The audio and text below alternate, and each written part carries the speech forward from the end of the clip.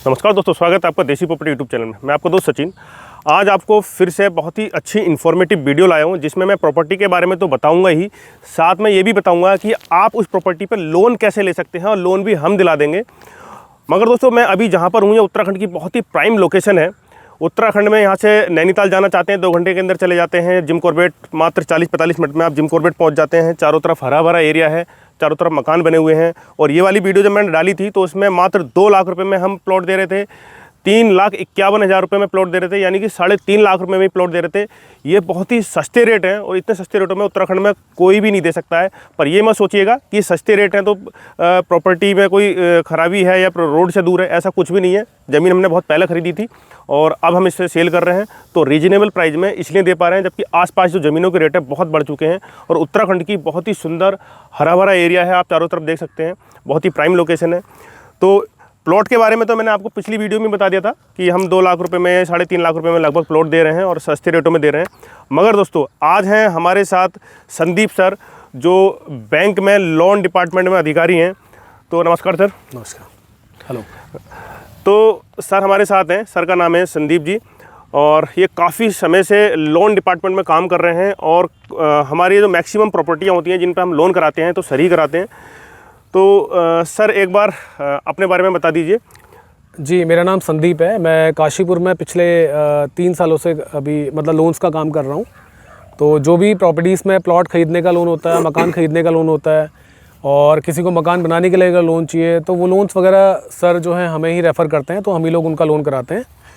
अच्छा सर, ये बताइए, जैसे ये वाली मैंने वीडियो बनाई थी। हाँ। हम यहाँ पर 2 लाख रुपए में 50 उसका प्लॉट दे रहे हैं। हाँ। और हम 3,51,000 रुपये में यहाँ पर 100 गज का प्लॉट दे रहे हैं। बिल्कुल। तो क्या इन प्लॉटों पर लोन हो सकता है? इंक्वायरी हमारे पास बहुत आ रही है। हालांकि हमारे पास ऐसे कस्टमर हैं जिन्होंने ऑनलाइन भी बुक कर दिया है, मगर वो भी हमसे ये क्वायरी कर रहे हैं कि भैया लोन करा दो इस पर। देखिए सर, ऐसा होता है कि अगर बाई चांस क्या है ना कि हम कोई भी प्लॉट खरीद रहे हैं या प्रॉपर्टी में इन्वेस्टमेंट कर रहे हैं, जी। तो मेरी तो ये एडवाइस है कि आप उस प्रॉपर्टी पे जो है बैंक से लोन कराओ।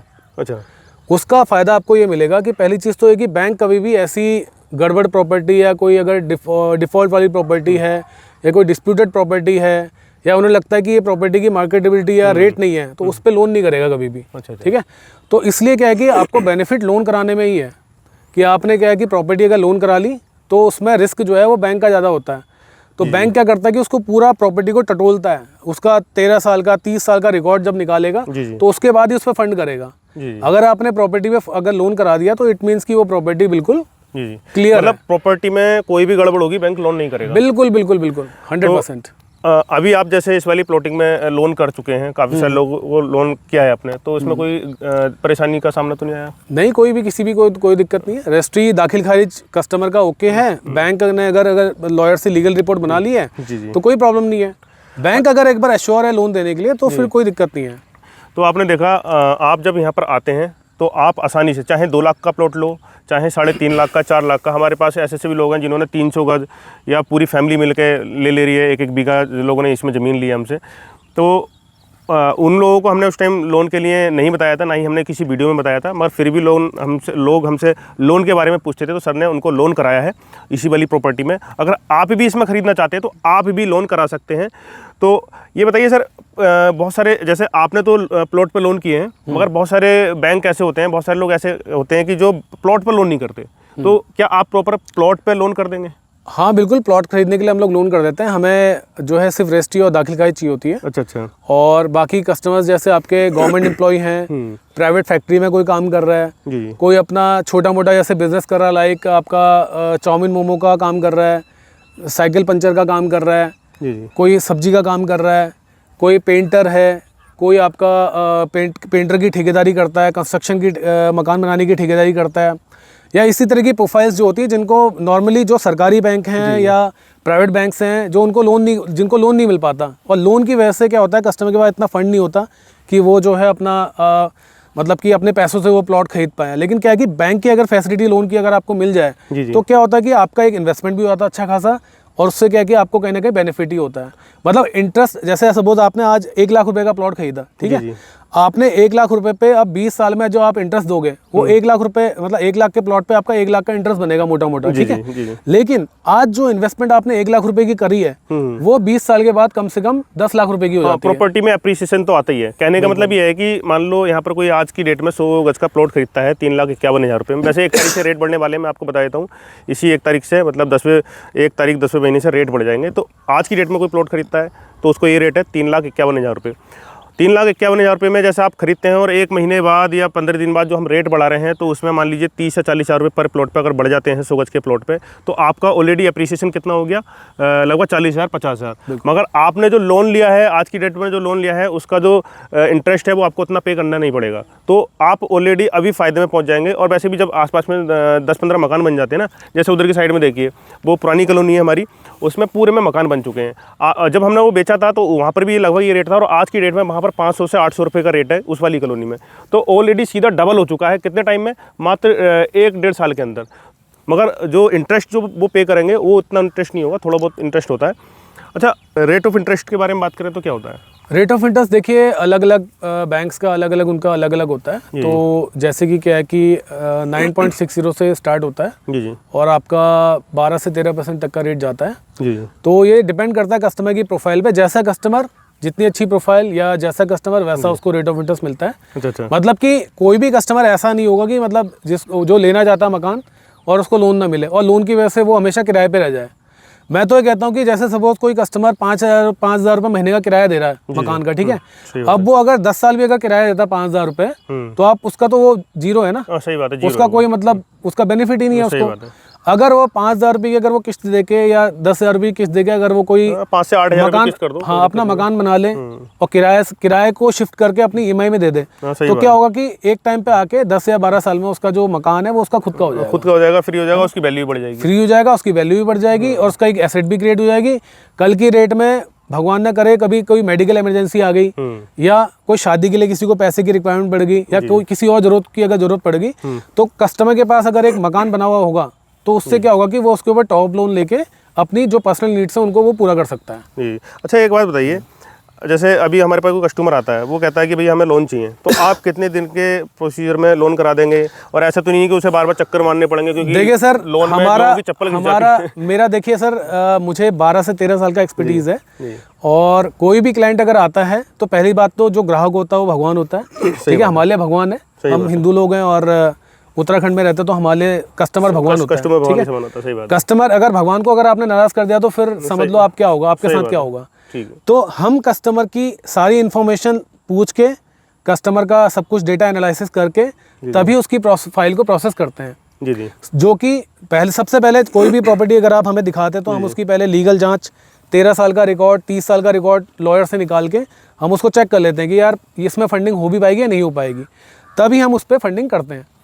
तो कस्टमर को मतलब क्या है कि लीगल हमने पॉइंट चेक कर लिया, इनकम कस्टमर की हमने पूछ ली और उससे हमने कागज़ वगैरह उसके जो है वेरीफाई कर लिए।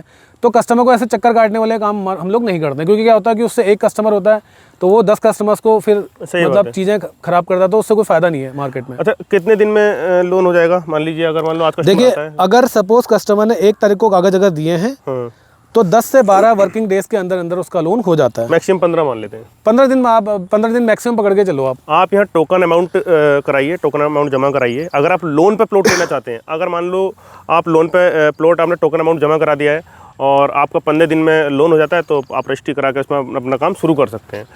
अच्छा, एक सबसे बड़ी दिक्कत ये आती है जी, कोई बंदा मतलब प्लॉट खरीदना चाह रहा है जी, ठीक है, किसी कारण की वजह से उसकी सिविल खराब हो गई है, बैंक में उसकी सिविल बिगड़ गई है, तो उसमें आप कैसे करेंगे लोन को? देखिए सर, अगर कोई जेन्युइन अगर कोई रीज़न रहा है तब तो उस पर बैंक कॉल ले लेता है। अच्छा। बट अगर कस्टमर अगर की नियति अगर उसकी लोन नहीं चुकाने की, तो फिर ऐसे आदमी को आप लोन करके करेंगे क्या? वो फिर वो है ना। इसमें सर क्या होगा कि आपकी भी प्रॉपर्टी, आपका भी कॉलोनी का नाम खराब होता है इससे। सही बात है कि वहाँ भाई डिफॉल्टर कस्टमर है, वो लोन नहीं दे रहा बैंक का ना, तो उनका तो फिर हम मतलब जो जेन्युइन रीज़न है तो उसमें कॉल ले लेते हैं। जो लोन लेना चाहते हैं उनके लिए आपने प्रोसीजर बता दिया, पर उसमें डॉक्यूमेंट्स क्या क्या लगेंगे?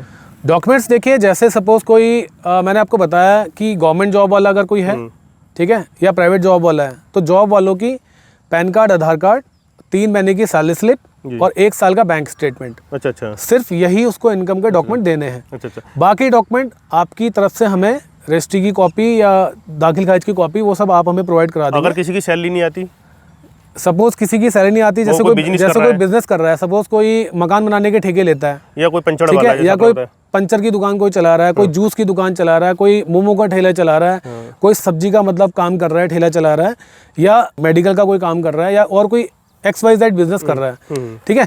होता ही है कि सरकारी बैंक है या प्राइवेट बैंक है, वहाँ पे क्या होता है कि GSTR, ITR, बैलेंस शीट और कई चीज़ें मतलब डॉक्यूमेंट मांगे जाते हैं कि जो डॉक्यूमेंट कस्टमर इजीली नहीं दे पाता है। जी। बट क्या है कि हम लोग क्या है कि सिर्फ कस्टमर का पैन कार्ड, आधार कार्ड, ठीक है, और उसका कोई ना कोई बिजनेस का स्टेबिलिटी प्रूफ, यानी कि जो जिससे हमें पता लगे कि वो कितने साल से ये बिजनेस कर रहा है। कम से कम कस्टमर का जो बिजनेस है वो 3 साल पुराना होना चाहिए सेटअप पे, और सेटअप हम लोग जाके वेरीफाई करते हैं कि हाँ ये कस्टमर का बिजनेस जो है वो 3 साल पुराना है या नहीं। मोमो वाला क्या दिखाएगा? मोमो वाले के पास कोई डॉक्यूमेंट थोड़ा? मोमो वाले का सिर्फ पैन कार्ड, आधार कार्ड, अच्छा, और अपना MSME एक उद्यम का सर्टिफिकेट होता है, वो अगर हुआ है उसके पास तो ठीक है, नहीं तो हम उसकी स्टेबिलिटी वेरीफाई करके बैंक की पासबुक अपने हिसाब से जांच, हाँ, बैंक की पासबुक की कॉपी ले लेंगे और पैन कार्ड, आधार कार्ड ले लेंगे और उसे लोन दे देंगे। ठीक है। इसमें कुछ ऐसा हिडन चीज़ है जो आप बताना चाहेंगे हमारे दर्शकों को? देखिए सर, हिडन कोई भी चीज़ नहीं होती है, ठीक है। अब बैंक है तो ये रिजर्व बैंक ऑफ इंडिया या नेशनल हाउसिंग बैंक से जो है वेरीफाइड होते हैं, ठीक है, लाइसेंस्ड होते हैं। तो ये कोई हम ऐसा नहीं कि हमने रातों रात हमें सपना आया और हमने बैंक खोल लिया और जो है हमने फिर लोन बांटना स्टार्ट कर दिया। कोई रेगुलेटरी अथॉरिटी या कोई नहीं है, क्योंकि rate of interest, policies, documentation, ये सब कुछ जो है ऊपर से नेशनल हाउसिंग बैंक या reserve bank of India framework करके देती है। तो तभी ग्राहकों को लोन दिया जाता है। हम अपने मन से कोई किसी को भी कुछ भी नहीं कर सकते, कुछ भी मतलब बेचना या कुछ भी प्रोसेस कर देना या कोई चार्जेस ले लेना, ये सब चीज़ें नहीं होती हैं। अच्छा। जो भी होगा वो सब शुरू में फाइल चार्ज तो जाता होगा शुरू में? हाँ, लॉगिन फीस जाती है कस्टमर की, वो जो भी लॉगिन फीस होगी उसकी कस्टमर की 2000-3000 रुपये जो भी है, जो भी फाइल चार्ज होता है, वो फाइल चार्ज वो भी बैंक को देना है। वो हम नहीं लेते हैं। अच्छा, वो मतलब हाँ, वो बैंक की, हाँ, वो बैंक की लॉगिन फीस होती है, वो कस्टमर को पे करनी होती है, लॉगिन फीस जाती है बैंक की जो भी है, तो उसके हिसाब से वो होता है। अच्छा, और कुछ? वीडियो बहुत लंबा हो गया है, कुछ दर्शकों को बताना चाहेंगे आप? बस सर, मैं तो ये कहूँगा कि जो भी किराए पे अभी रह रहे हैं, ठीक है, किराया आप देते देते पूरी ज़िंदगी में किराया देते रह जाओगे। लेकिन क्या है कि अगर एक प्रॉपर्टी अगर आप बना लोगे, प्रॉपर्टी मकान बना लोगे आज की डेट में, और किराए से शिफ्ट होगे अगर EMI पे आ जाओगे, सही बात है, तो उससे क्या है कि आपकी एक एसेट क्रिएट हो जाएगी जो कि आपको ज़िंदगी भर काम देगी, आपका फ़ायदा करेगी। नॉर्मली अगर कोई बंदा 1 BHK फ्लैट में रहता है, 1 BHK किसी ने ले रखा है एक रूम वाला, तो उसे कम से कम 5 से 7 हज़ार, 8 हज़ार रुपये, 10 हज़ार रुपये तक किराया पे करना पड़ता है। बिल्कुल। अगर उतने ही खर्चा करके अगर आप अपना खुद का मकान बना लेते हैं तो आपको उतनी ही लगभग EMI पड़ेगी, 6-7-8 हज़ार रुपये में आपकी EMI पड़ेगी। और आने वाले समय में अगर आपके पास फंडिंग अच्छी हो जाती है तो आप एक बार में ही निपटा सकते हैं लोन। श्योर। ये बहुत बढ़िया बात बताई, और मेरे को लगता है कि लोन जो लेना चाहते हैं उनके लिए सारी जो हिडन चीज़ें थी वो सब ओपन हो चुकी हैं। जो भी अगर ख़रीदना चाहता है, सर ने बताया, आप किराए पर ना रहें, उतना की EMI भर दें ताकि फ्यूचर में आपका घर आपका अपना हो जाए। और अभी वीडियो को समाप्त करते हैं, काफ़ी लंबा वीडियो हो गया है। बहुत बहुत धन्यवाद आपका। Thank you. तो दोस्तों, अगर आप प्रॉपर्टी खरीदना चाहते हैं, सस्ते रेटों में प्लॉट खरीदना चाहते हैं, 3,51,000 रुपये में पूरे उत्तराखंड में रजिस्ट्री दाखिल खारिज वाला प्लॉट आपको कोई नहीं दे सकता, हम दे रहे हैं। 2 लाख में भी प्लॉट दे रहे हैं, तो देर मत कीजिए। और वैसे भी हाल फिलहाल में इसके रेट बढ़ने वाले हैं, और इसके रेट जब तक बढ़े रहेंगे जब तक हम दूसरी साइट शुरू नहीं कर देते सस्ते रेटों में। और इससे सस्ता रेट तो कभी भी नहीं आने वाला। ये हम बहुत समय बाद एक ऐसी साइट लाए थे जो लोग कह रहे थे सस्ते रेट में प्लॉट चाहिए, और साथ में लोन भी हो जा रहा है। आप प्लॉट के लिए लोन ले सकते हैं, बाद में उस पर मकान बनाने के लिए लोन ले सकते हैं। आप चाहें तो प्लॉट लेकर के उसमें मकान बनाने के लिए साथ में लोन ले सकते हैं। तो बहुत ही अच्छी अपॉर्चुनिटी आपके सामने है, तो देर मत कीजिए, जल्दी अपना प्लॉट बुक कीजिए। मेरा नाम है सचिन कुमार, आप देख रहे हैं देसी प्रॉपर्टी। स्क्रीन पर जो नंबर दिख रहा है आप इस पर कॉल कर सकते हैं। फिर मिलेंगे इसी प्रकार से नेक्स्ट वीडियो में। अभी के लिए सबको धन्यवाद।